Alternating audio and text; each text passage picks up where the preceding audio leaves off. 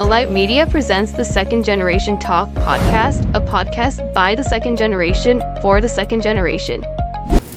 Hello, and welcome to the Second Generation Talk, a podcast by the second generation for the second generation. I'm your host, Shreya Parajuli, and our title sponsor is JDM Title LLC and Spring Hill Real Estate, Realtor Ram Mishra, media sponsor Nepal Talks, Ananta, Nepal, North Carolina, mortgage partner One Mortgage Inc., Devdas Rajbahak, and our insurance partner State Farm, Nirmal Atria. And today we have with us Mr. Santiago Avila, a really talented, multifaceted person from what I've heard, who is currently the Director of Growth and Agent Success at Spring Hill Real Estate. So welcome, Santiago. Thanks, Shreya. Thank you for inviting me to this cool podcast.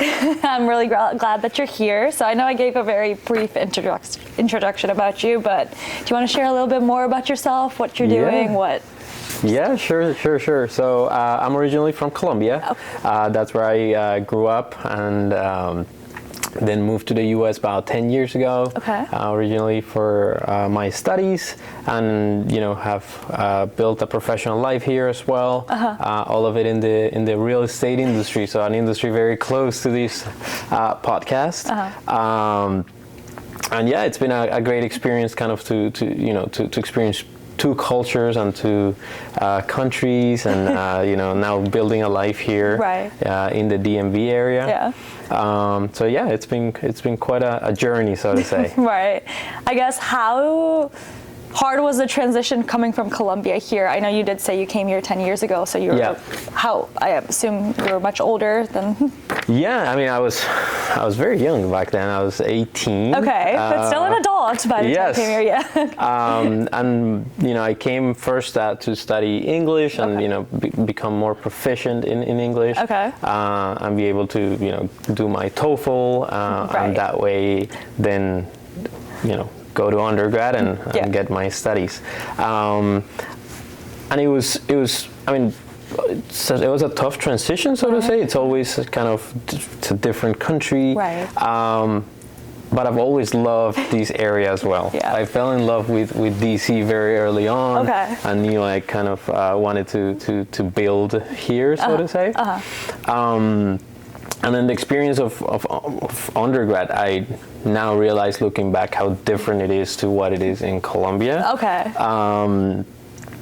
And there's so many things that I really liked about it, and in terms of how well developed the tracks, so to say, are for a career. If you want, I always wanted to study business, which is why I ultimately ended up studying at the University of Maryland. Okay. But yeah, I mean, it was a change, nevertheless. Right. Especially on the weather too. I mean, really? Yeah, it must be. Is the climate there much warmer than here? Much warmer. Oh my goodness. Much warmer. Probably seeing snow and everything was probably like a crazy transition. Having to wake up early for class, in snowy winter mornings. Oh my goodness, that must have been so tough. That was a change. But it's also what I really like about life here. You know, you get kind of different. You get seasons here. You get seasons. Yeah. So yeah, I guess you briefly talked about undergrad and UMD. So I guess what drove you to choose UMD, and what did you end up deciding to study? Because you said you were always interested in business. Yeah, absolutely. Yeah. I actually I finished my undergrad studies at UMD. Okay. But I started at Montgomery College, a community college in Montgomery County. Okay. And those 2 years there were fantastic. Okay. I mean, I really, I think for many of us that were not born in the U.S. and come to the U.S., we might not have as much familiarity with different paths that you could take, and the costs related to those as well, because cost is a big factor in the U.S. for education. Yeah. And community college is a great path that many sometimes are not aware it's an option. Right. And especially with the quality of community colleges that you have around this area, in the case of Northern Virginia, Nova, and in the case of Maryland, for example, Montgomery College. And I got on a scholarship there as part of a business honors program, and I was really amazed at the quality of the education at that community college. And then, I kind of did my time there, 2 years, graduated with my associate's degree, and then decided to transfer over to the University of Maryland, mostly because it's the partnerships between the community college and the University of Maryland are fantastic. And what I was saying about kind of the tracks are there, and it was an easy transition to the University of Maryland, and it was a great choice. I really enjoyed my time at UMD. And studying business there was very interesting too. I guess, what was your favorite part about UMD? Anything you want to share, like besides classes, I guess, like social life or extracurriculars or anything? It is a very diverse school. Okay. And I really like that. I really like that. I met people from all over the world during my time at UMD. Yeah.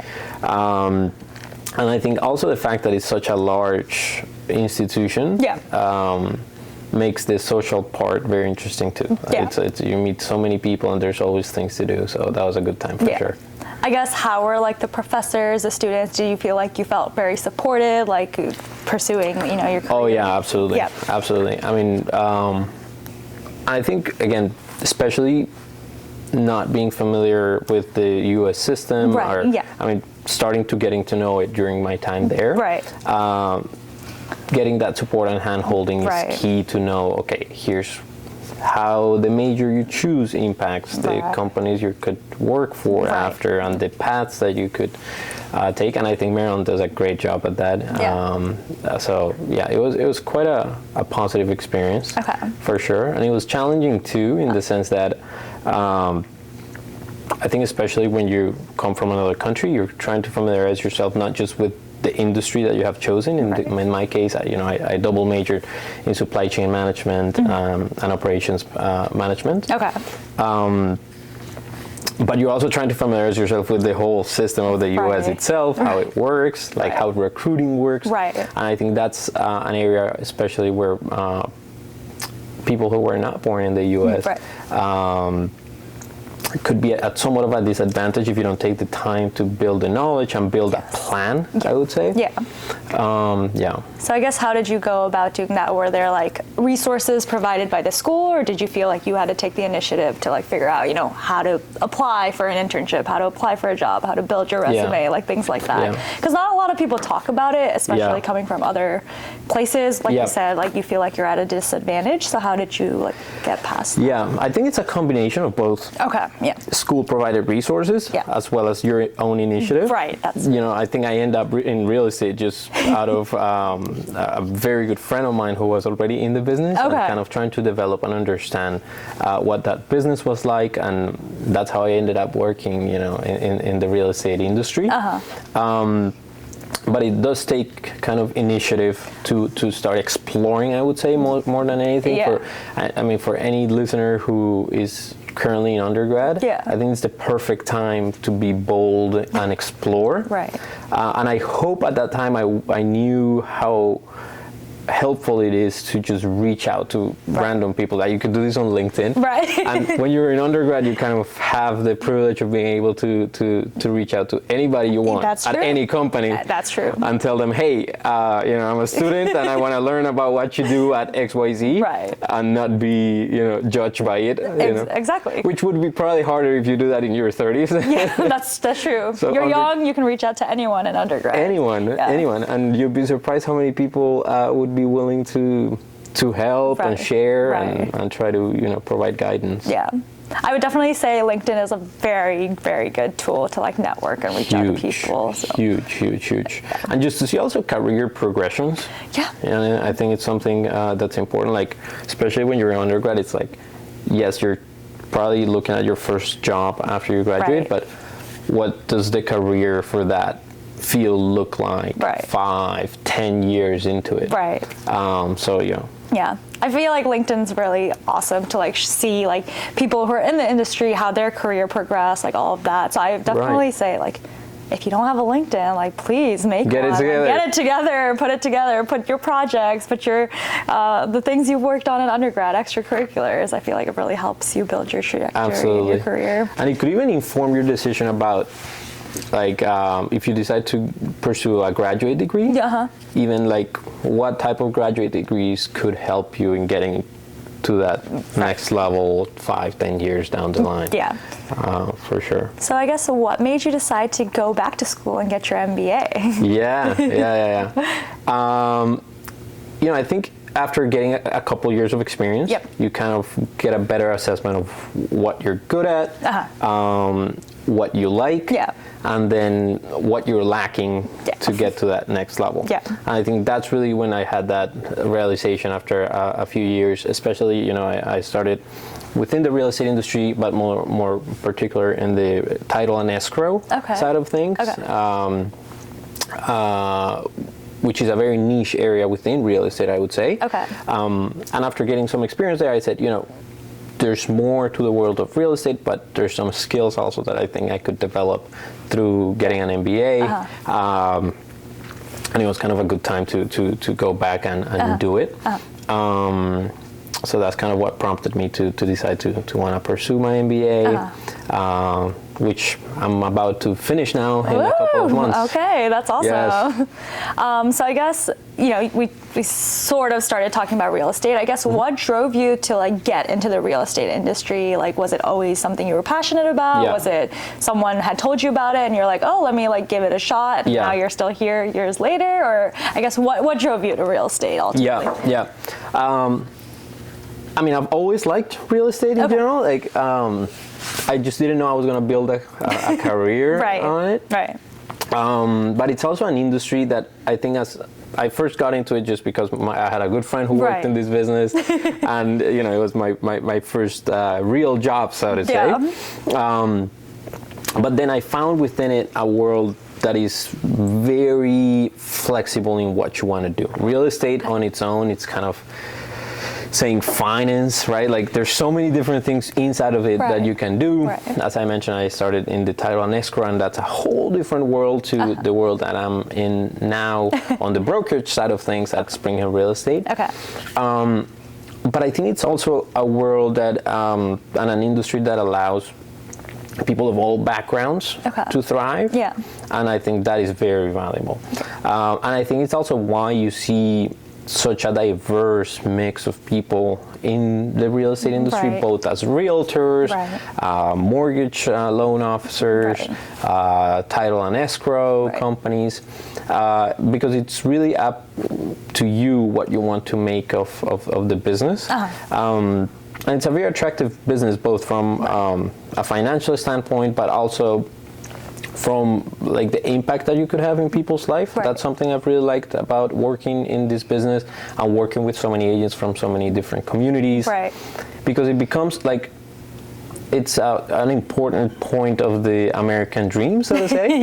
For so many people. I'm playing a role in making you're helping that happen. Drive that. That's a very rewarding experience. Plus, I feel like you get the opportunity to talk to people from all walks of life and understand, what their American dream is, and you're helping them build that. I mean, homeownership, it's a tremendous step in life in the U.S.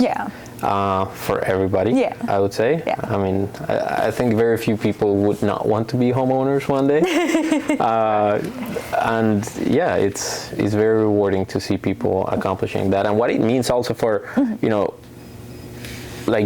as a main tool to build generational wealth, for families in the U.S. It's a market that allows you to, build that, and for people who were not born here and for maybe immigrants, it's an important wealth building tool. So definitely. So you shared that you started in title and escrow. I guess how hard or how easy is it to switch to other things within real estate? Were you oh, I want to try something different, and then you got the support to try something else? Or I guess how do you forge that path to try something different within real estate? They're very connected in a way. I mean, they're different businesses, but they're very connected.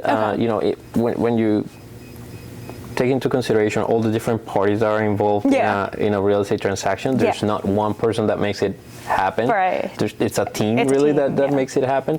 So you kind of familiarize yourself a little bit with what all the different parties do. And through my time in title and escrow, I kind of became more familiar with what the real estate side of it, the realtor's job was.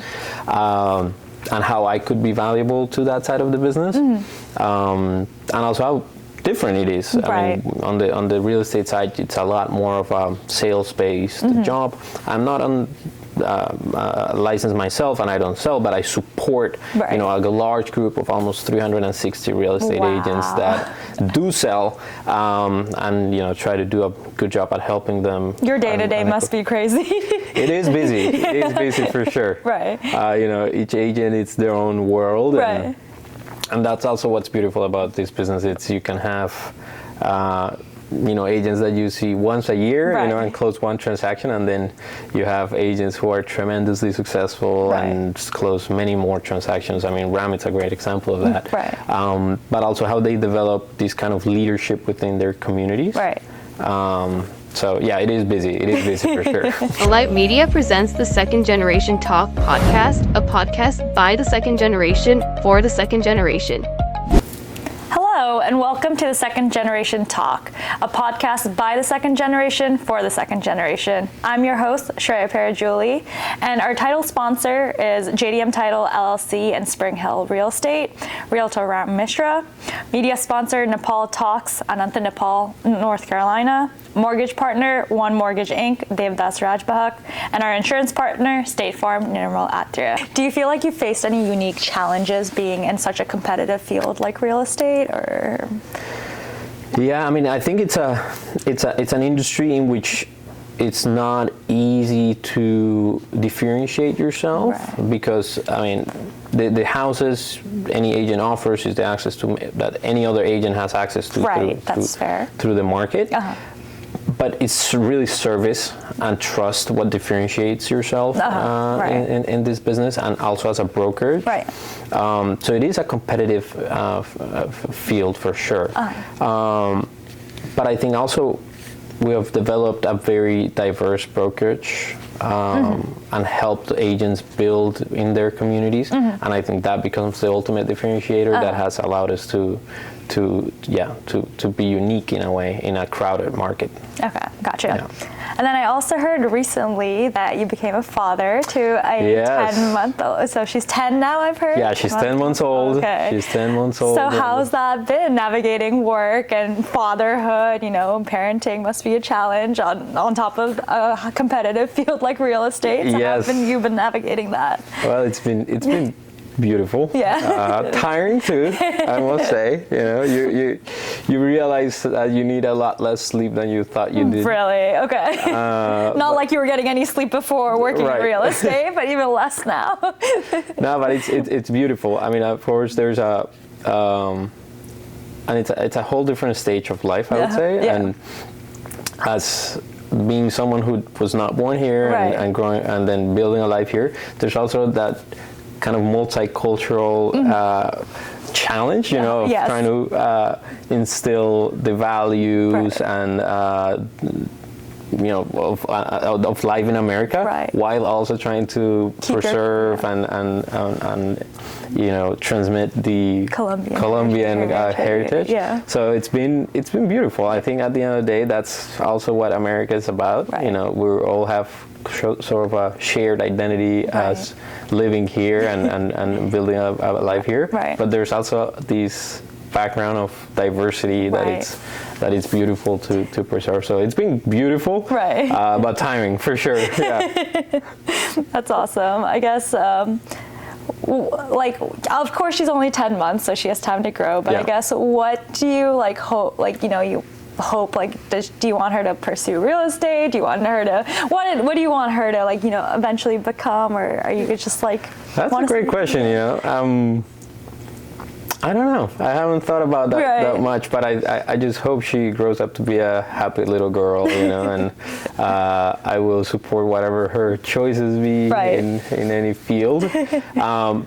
But I do think, now having gone through the educational system in the U.S., both for undergraduate and graduate school,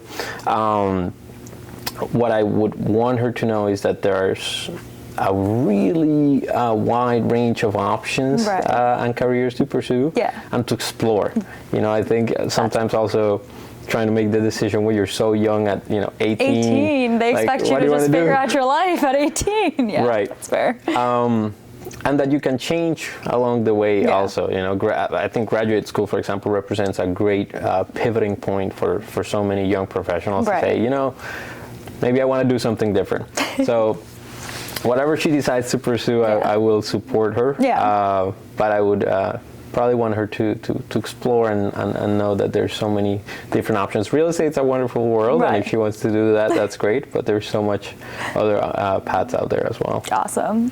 And then, you said, coming from Colombia, you do want to instill your culture and values and stuff like that. I guess, is there like something, like any aspect that's like very important for you that you want to instill in her, or do you want to just try to preserve that culture, or I guess anything? I think there's one aspect we usually talk a lot with my wife about, and it's kind of the extended family and the family aspect to bringing up a young child, that it's so big as part of the Colombian culture. Like these, your cousins and uncles, aunts, and everything, and the gathering of their families. It's a very important aspect that I want to instill in her, and Do you have a lot of family here?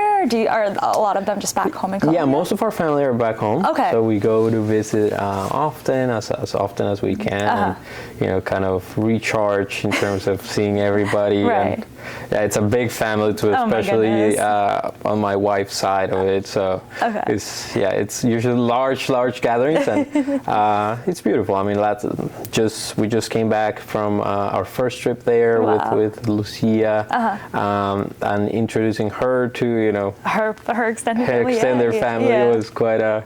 They must have been so happy to. They were very happy. I think the first couple of days were a little bit overwhelming for her. Her being so tiny with so many people around her. But by the end, she was, very, very familiarized and excited to be with everyone. Awesome. Yeah, it sounds like she has a very supportive family behind her.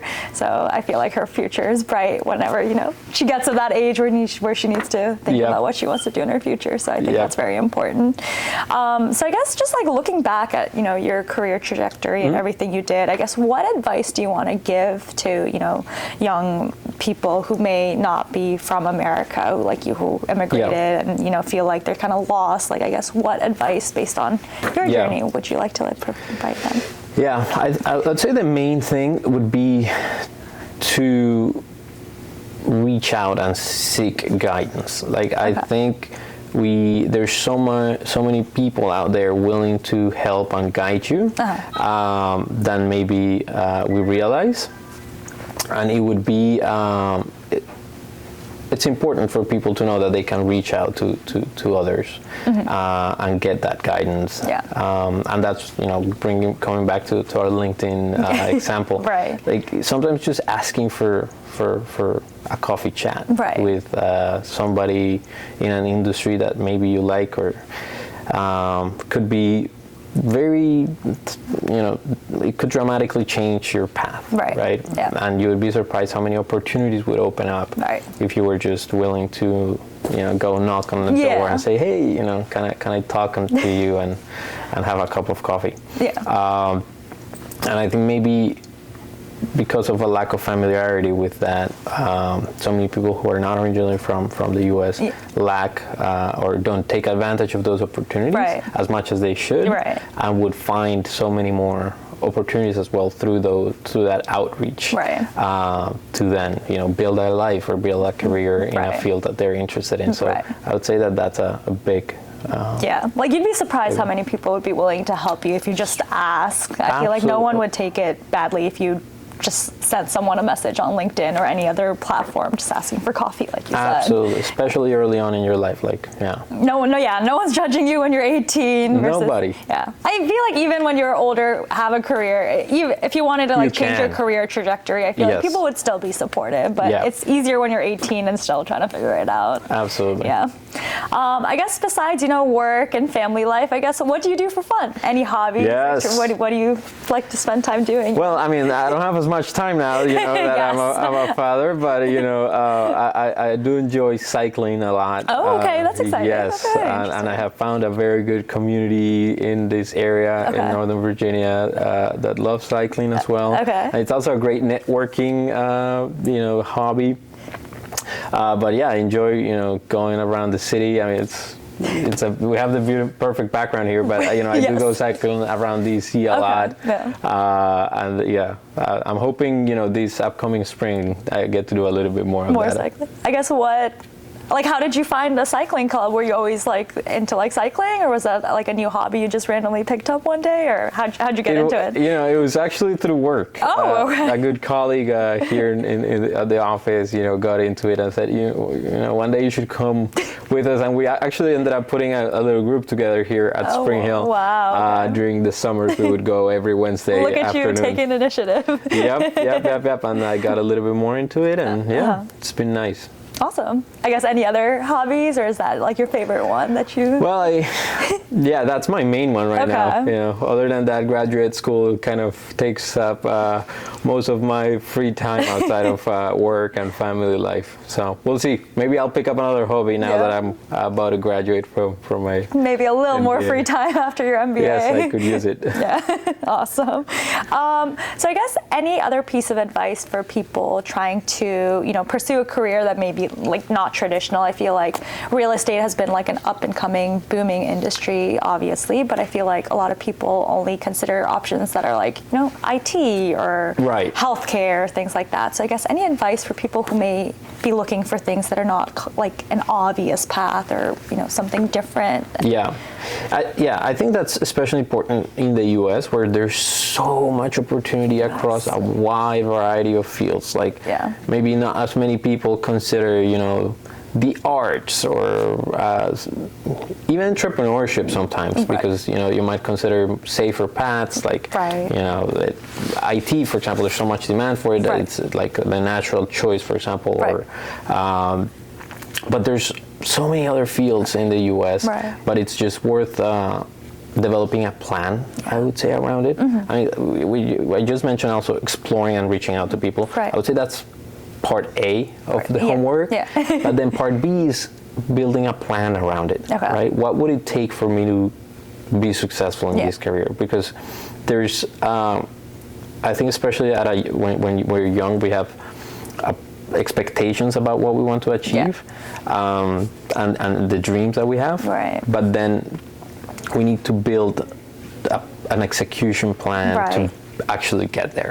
And I think that's an important part that sometimes many young people miss, is developing that plan that it will take them to the realization of those expectations and dreams. That makes sense. I guess, do you feel like you had any familial pressure to pursue certain things, or were your parents or your family were they always supportive of what you wanted to do, or did you feel like at one point you were maybe I should take this career path because you had some pressure, or I guess how?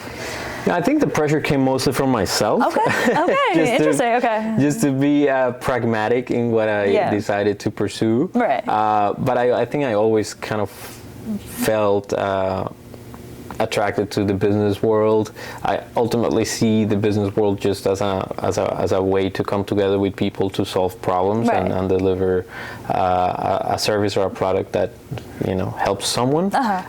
In real estate, it helps through get home ownership. But I always liked the business world, so it was an easy choice, so to say. And, family were always very supportive about it. I think that's always important, to have support and a backbone to help you grow and figure out what you want to do.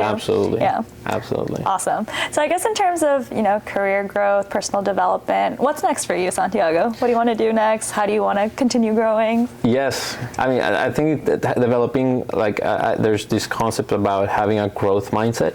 And I just saw a podcast last week, very good, that said the importance of the word "yet" in how we think about career growth and professional development, in saying maybe I'm not great at something yet, you know, awesome. And not having this static mindset that you cannot learn new things. Yeah. And I think now that I'm about to graduate, that's something that I hope to keep with me throughout my entire life, because also with things developing and changing as fast as they are in today's professional world, I don't think there's one career path or one degree that will kind of guarantee you stability for life. Yeah. It really takes the skill of reinventing yourself every couple of years. Right.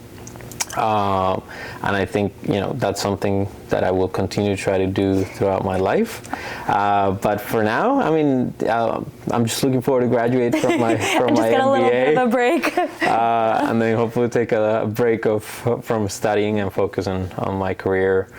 Real estate's a wonderful industry, and you know, that's what's next for me now. That's awesome. Any last piece of advice that you want to give to our second generation viewers who are, you know, trying to navigate, you know, their career, what they want to do next, and just, you know, navigating through life? Yeah. I would say the last piece of advice is just to make sure that you also become a resource to others that come after you. So, you know, if you're an undergrad, you could be a resource to those in high school. If you are already in your professional life, you could be a resource to those graduating from undergrad, and so on.